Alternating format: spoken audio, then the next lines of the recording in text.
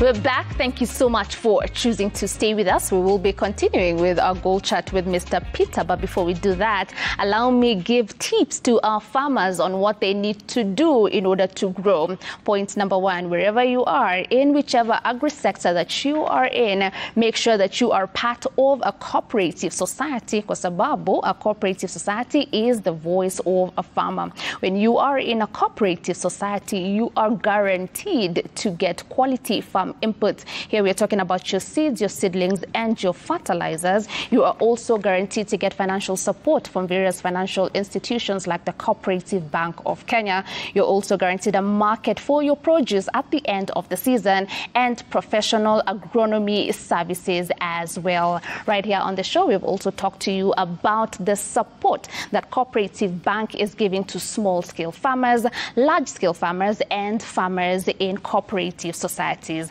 So this is our call to you. Ukiwa mkulima, usijifanyie vitu peke yako. Make sure that you join up with other farmers. Remember, forming a cooperative society only requires you to be about 10 members, and you're good to go and take the support that is being offered by the Cooperative Bank of Kenya.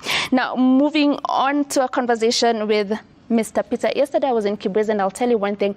I saw someone akichoma mti sababu anatafuta Maka. And it was in broad daylight, and no one seemed shocked. By the way, it was something that just happens there a lot. And I'm feeling from this conversation, if we continue doing this, what we are doing, it will happen every other place.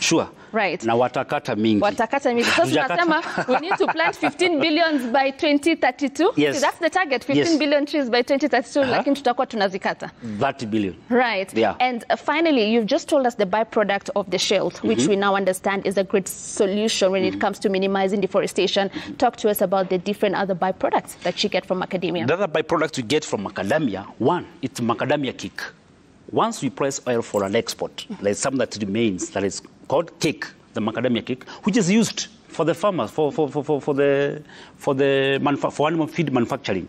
It is good for animal feeds. So that's the number one. The second thing is there is something we call the oil.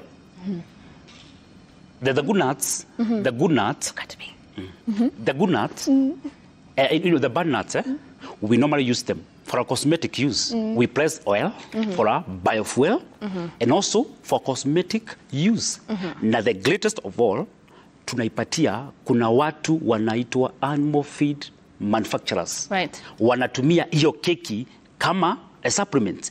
They put it to the formulation of animal feeds, then it goes back to the farmer. So all these byproducts come from the macadamia? They come from the macadamia. Right. Lakini pia inafikia mkulima in form of animal feeds. Great. So now we do want to wind up this very great conversation that we've been having with Mr. Peter Thuo, and one of the biggest outcomes that we now have, or we've realized on the show, is the fact that we are empowering the exporter, the processor.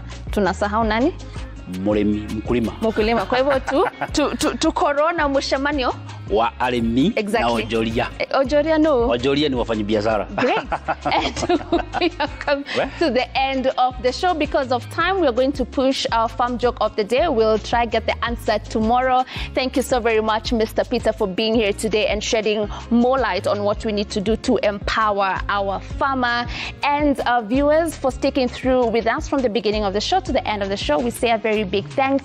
We'll see you again tomorrow with a lot more when it comes to all matters agriculture. Until then, do have yourselves a fantastic evening.